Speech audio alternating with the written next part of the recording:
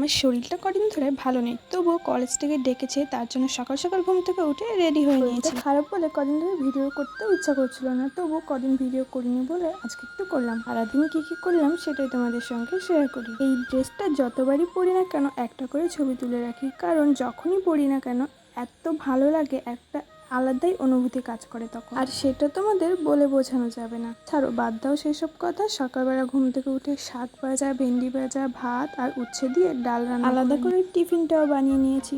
যাই হোক, বাড়ি থেকে বেরিয়ে পড়েছি, আর আজকে না বেশিক্ষণ দাঁড়াতে হয়নি, সাথে সাথে টোটো পেয়ে গেছি। আমাদের বাড়ি থেকে কলেজে যেতে প্রায় 15 মিনিট মতো সময় লাগে। একদিন পর কলেজে যাচ্ছিলাম, তাই মনে মনে অনেকটাই আনন্দ লাগছিল।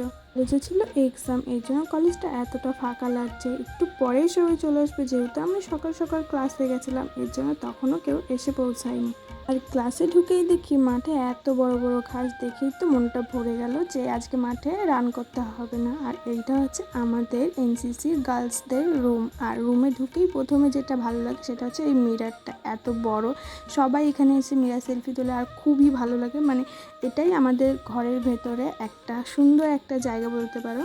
থেকে বেশি যেটা রয়েছে সেটা হচ্ছে আমাদের অনেক অনেক স্মৃতি। এই রুমের ভিতরে কালচারের সময় একসঙ্গে রেডি হওয়া, টিফিন খাওয়া, আড্ডা, গল্প, আরও কত কি।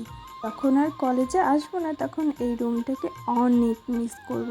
যাই হোক, কদিন পরে যেহেতু 15ই আগস্ট, তার জন্য প্রিপারেশন নেওয়া কিন্তু এখন থেকে শুরু হয়ে গিয়েছে। এর জন্য অনেক টুকিটাকি কাজ আছে, সেগুলোকেই আমরা এখন বসে বসে। এই কিটক্যাটটা আমাদেরকে আমাদের প্রিয় দাদা খাইয়েছিল, সঙ্গে খাইয়েছিল এই সন্দেশটা। যেহেতু আমাদের কলেজের সামনেই রয়েছে মিষ্টির দোকান, এইখানে বসে বসে মিষ্টি খাচ্ছি, আর বাইরে দেখে এই আন্টিটা ঘুমিয়েই পড়েছে, যেহেতু ওনার মেয়ে এক্সাম দিচ্ছে। তার দিনকা পড়ছিল ভীষণ বৃষ্টি, তার জন্য ঠিক করে ক্লাসটা হয়নি, তাই তাড়াতাড়ি বাড়িতে চলে আসলাম। সবাই ভালো থাকবেন, সুস্থ থাকবেন, বাই।